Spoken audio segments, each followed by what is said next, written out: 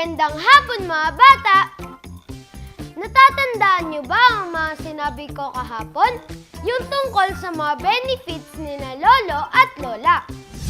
May mga benefit kasi na binibigay ang ating gobyerno para sa mga senior citizens. At yun ang ating aalamin sa araw na ito.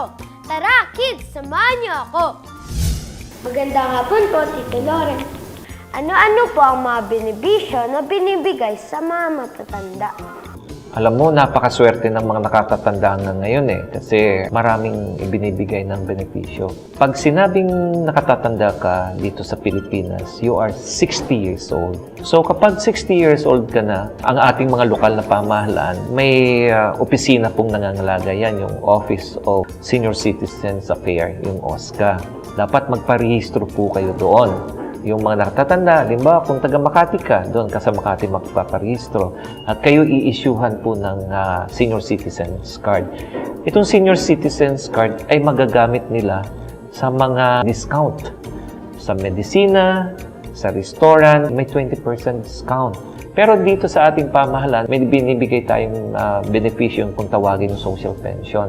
Nakakatanggap sila ng buwanan na halaga. Pero hindi lahat po ang maaari ditong makatanggap. Meron po tayong sinasabing National Household Targeting System na sinasabi po na dapat po doon ay mapatunayan isang po kayo doon sa sinasabing poverty household na dapat ma-enroll po kayo doon para po kayo makatanggap ng social pension. Hindi pwede dito po yung may mga pension na at mayroon po sinasabing may kakayahan po sa buhay.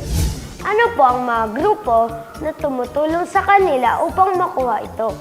Nagtataguyod ng karapatan na nakatatanda sa atin po dyan sa lokal, yung Office of the Senior Citizens Affairs at lahat ng lokal na pamahalaan natin dito sa National Capital Region, meron po yung 17 natin.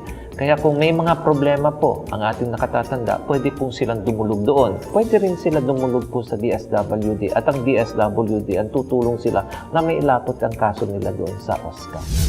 Ano pong may tutulong naming mga bata para dito? Number 1 siguro suportahan ninyo nakatatanda. Suportahan ninyo ang mga pribileyo na maibigay sa kanila.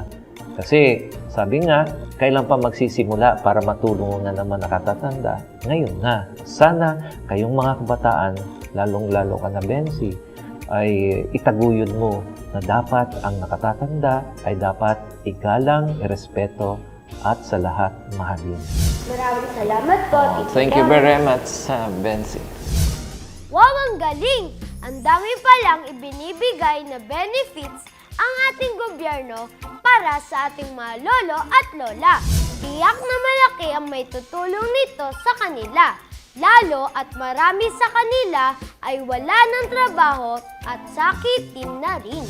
Pero teka mga bata, speaking of trabaho, alam niyo bang may mga kumpanya na tumatanggap pa rin ng mga gustong magtrabaho kahit matanda na? Bahagi yan ng ating pag-aaralan bukas kung loloobin ng Diyos.